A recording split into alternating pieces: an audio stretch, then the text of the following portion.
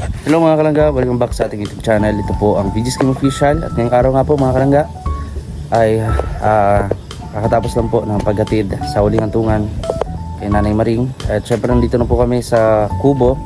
Although wala po ngayon si Roel kasi yun nga ay kinakomfort po niya si Rachel, no? And syempre para magbanding sila. So ngayon kami muna po dito sa Kubo. So mag-iihaw po kami yun. At syempre ngayon kami kakasama-sama rito. So bago lahat, please share and like naman po sa ating vlog. And syempre don't skip ads mga kalangga. So about naman po sa mga beneficiaries or what, hintay-hintay lang po tayo dahil ngayon mausad-usad pa lang tayo ulit. Kaya saan nyo po matatapos natin yung project natin bago man tayo pumunta ng Bukidnon. So samahan nyo po kami mga kalangga sa gabing to. Yung mga kalangga, tinapay ni Justin na isang linggo na ho rito. Ay. Yan po, mag-ihaw po. Nagsaing na rin po si Justin. Si Justin ba?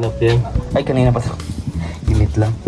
Initin lang po si Kuya Vic, wala pa pong pahinga to. Galing lang po. Kakauwi lang. Galing sa Bulacan, sa Manila. Ay, Bulacan sa Caloocan. Yan. Luto po siya rito. Mga kalangga at yun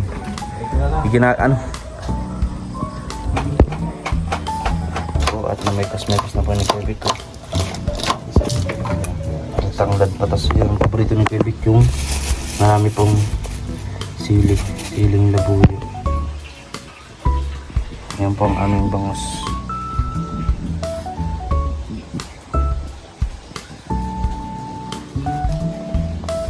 Mamaya ay mapaypay tayo para maluto yung bangus. Naghanap lang po tayo ng tsinelas dito. Kaya kung nasa yung tsinelas ko dito, na ano na siguro ng bagyo. Hanggang dito muna tayo sa labas. Ito po ang kubo mga kalangga. Yan. Ito ang tsurang kubo paggabi. So dito si Kuya Albi, nag-ano po siya ng papadikit po ng uling. Yan, ang uling po ginagamit namin dito ay aming sanbao. Ngayon ito naman uling na ganito. Kaya nalinisan mo ito kuya. Ha? Tungihawan. Pinalundry ko na nga yan. Pinalundry na. Oo.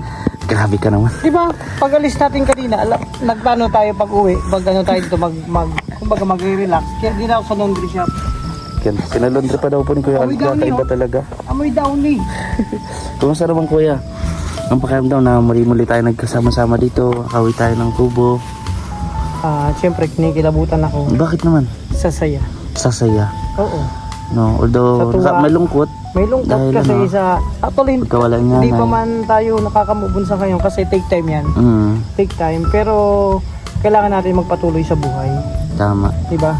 So, and masaya ako sa ngayon, nagtipon-tipon tayo. Diyan si Bro Victor. Ito may happy. Mag-ulam to kasi mga kalangga, mag-ihaw po kami ng isda.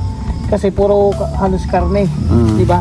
So, at saka hinayaan muna natin doon. Iniwan muna natin doon si Ruel.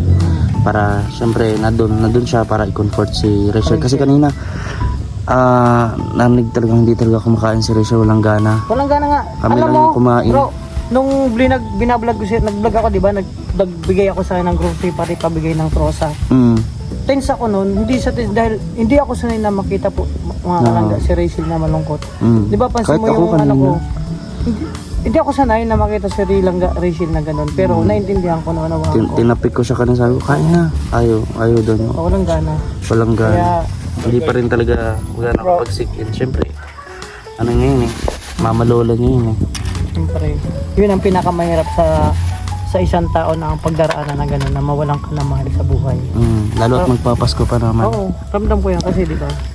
Ramdam natin yan kasi... Siyempre, yung nakaraang Pasko ko rin, malungkot Malungkot, siyempre. Walan din kami ng mahal sa buhay ng Pasko at bagong taon namin, wala kaming saya Kaya nga, gano'n talaga yun. Kumbaga, sabi nga, lahat ng patuloy lang tao talaga dadaan dyan. Sabi nga ni Father kanina, una-unahan lang yan, may mauuna, pero magkikita-kita pa rin tayo. Magkikita-kita tayo doon. At sa pagkita-kita tayo natin ulit doon tayo ulit maging magsasaya. Masaya. Mag-iyaw-iyaw Kasama. ulit tayo doon. Oo, Meron yata syempre. doon. Meron, Doon bro, meron. sabi Meron. doon, pag nandun na sa paraiso, doon wala nang hindi na kailangan ng pera. Oo. Ang gagawin na lang natin doon, magsasaya. Oo. Andyan na lahat. Ba, mag-iihaw ka, andyan na yung uling. Libre lahat. Libre lahat. Wala tayong babayarang kuryente. Wala. Tayong Walang babayarang bills. tubig. Si San Pedro lang bahala doon lahat. Oh. Pag kailangan natin ng manok, Nandun, sa San Pedro, mga nag-aalaga niyang manok. kasama na natin. Ayan po. Ito po yung inano ni Kuya Biko, nilagyan na po ng palaman. Ang malaking bangus po mga kalangga. Namiss namin to. Hindi yung bangus Namiss namin yung magkakasama po kami dito. Na nag-iihaw dito sa kubo mga kalangga. Kaya yun, don't skip ads po and pa natin sa kumain kami. Although si Kuya Vic hindi nakakain ng rice. Kasi diet na talaga yan. Yun. Si Kuya Alvin naman, kumakain na pa naman po ng rice. Kuya Alvin. Konti lang. Konti-konti lang. Kasi yung kanya nga pong sugar ay tumataas. Yan. Napatikit na po mga kalangga. Napagbigyan din po tayo ng panahon kanina no, na maayos na naihatid si Nanay Maring sa sementeryo ng walang pag-aalinlangan sa sama ng panahon o ulan. Naging maayos po ang lahat mga kalangga. So mapanood nyo yan unang-una kay Rachel Morales and kay Rowel Malalag and sa iba pa. So yung sa akin late na yan siguro. Pero maraming salamat po sa inyong patuloy na pagsuporta sa aming lahat. Maraming salamat. So nagdiretso na rin po kanina. Ikasyam na rin po kasi. Ikasyam na rin ni Nanay. So yun nga yung kita nyo nagkain na kami doon sa vlog. Makita nyo yun. Ikasyam na rin po yun. So this time ito naman kami sa kubo. At syempre iniwan natin yung motor doon kay Roel. So para sakali kasi gusto kasi ni Rachel, kuya, pag may mga kunyari, di ba stress reliever kasi ni Rachel mga kalangga ang dagat. So iniwan natin yung motor natin doon. Dito tayo nagsakay sa narentahan na kotse. Iniwan natin yung motor natin doon. So para magamit nila Rachel ni Roel punta ng Pagasbas. Kasi usually ganun talaga. No, doon yung puntahan talaga ni Rachel para mapag-isip-isip. Pupunta siya ng dagat ng Pagasbas. Ganun. So thank God kasi nagkasama na po maglangga. So nandun naman. Hindi naman yung pababayaan ni Roel si Rachel, syempre, di ba?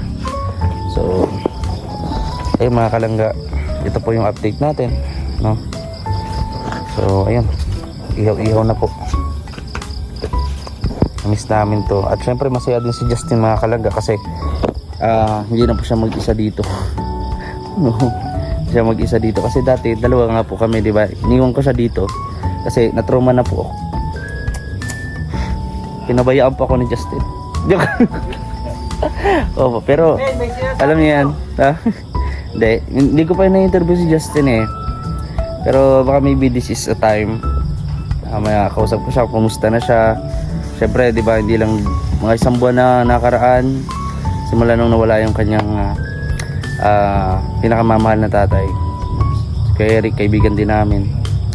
So, ayun, napakahirap sa aming lahat ganito na nawawala ng pamilya, lalo at darating ang Pasko, no? Hindi na katulad nung dati na kompleto.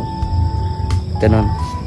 Malungkot, pero kailangan, sabi nga ni Kuya LP, kailangan nyo magpatuloy sa buhay. No choice tayo kundi lumaban. Kasi kung hindi, talo tayo. Talo tayo talaga. Pag hindi tayo lumaban. Yes po. Patuloy lang sa buhay.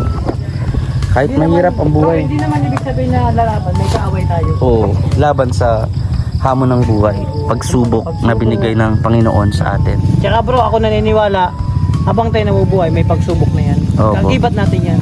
Simula na pinanganak tayo, may pagsubok na Oo, yan. yung paglalakad pa lang natin, susubok tayo kung kaya natin gawin yan sa sarili natin. Di ba?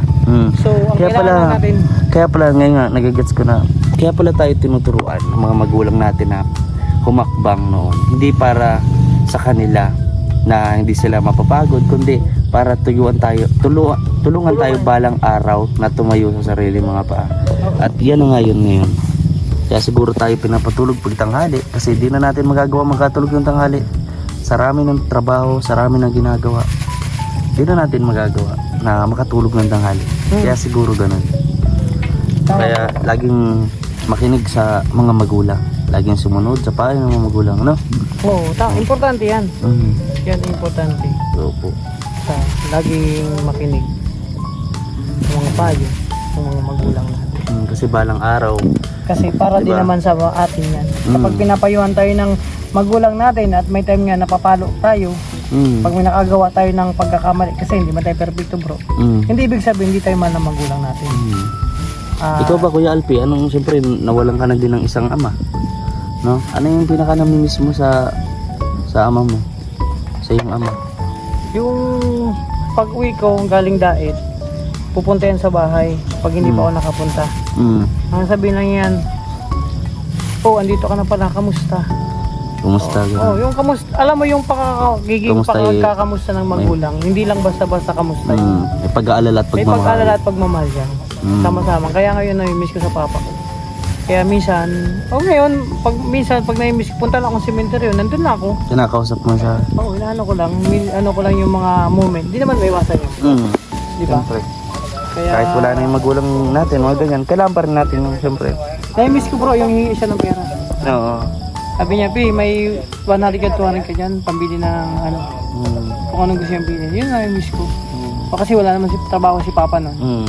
Kaya, pag nauwi ako, parang minsan, nakikita ko siya tambahin, dadaan ako tambahin niya, parang papasok sa isip mo na, ay, di ba? Parang mapapaganon ka lang, pero tanggap ko naman na yun ang ginusto niya. Kumbaga ay ginusto niya. Yun ang Kapilig na siya ng Panginoon. ng Panginoon. Kaya habang buhay pa sila, habang buhay pa ang magulang natin, paranas natin, paramdam natin sa kanila yung pagmamahal, kung gaano sila kahalaga. Sa atin.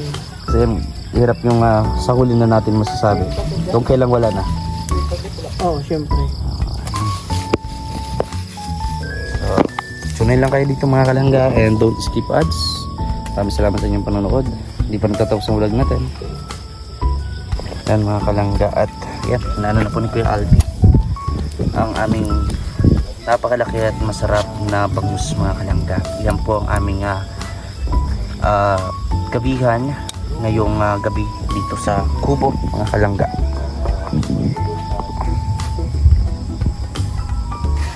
Daling na kayo. Pag-ibig po, kanina po. Si paring Alex naman. Sinayos po ni Kuya Toto itong ilaw dito para maliwanag po sa kubo. Ayan si Don. Doon na 30 from Tita. Wow. Ano po, ayan po, merong, anong tawag yung tanglad yan o? Tanglang ko. Tanglang. Ano po, Tapos tiyan. yung paborito gasting ng tiyan. Ayan, basin tiyan. Kaya tayo. Tatay ko ito. Ano? Grabe ho, si Kuya Alpi. Talagang galing. Uy, pakita mo pa yung paypay mo ulit kuya. Kulang. Wala oh, mahina oh. Galing. Ninja oh. May kalaban si Kuya Alpi. Paspasan yan. Sa Harvard na naman siguro yan. Sa Harvard na naman yun. Karin mo naman yan, luto na yan. Oh, baliktad na. Bilis lang, kakalagay lang. May ilaw na kayo. Bilis lang. Yan ang ayaw ko. Mahina kasi ang mahina ang signal eh. Hina yung signal kasi. Kung ano-ano pa yan. Kaya kain na po kami mga kalangga. Although nagkain naman po kami doon kala Rachel. Pero siyempre nag-usap-usap kami na bumili ng bangus. Kasi na-miss namin yun. Every time na magkikita kami or gabi, ihaw talaga yung gusto namin. Nandun pa kami sa Malalag, ihaw talaga po. So, Ginamit yung lakas ng ayun. Ito yung update ko dito sa Kubo. Abangan nyo po mamaya yung mga mapapanood nyo dito sa vlog natin. And I'm sure na marami pa kayong malalaman dito sa vlog na to. Yung panoorin ng ilan natin mga upload.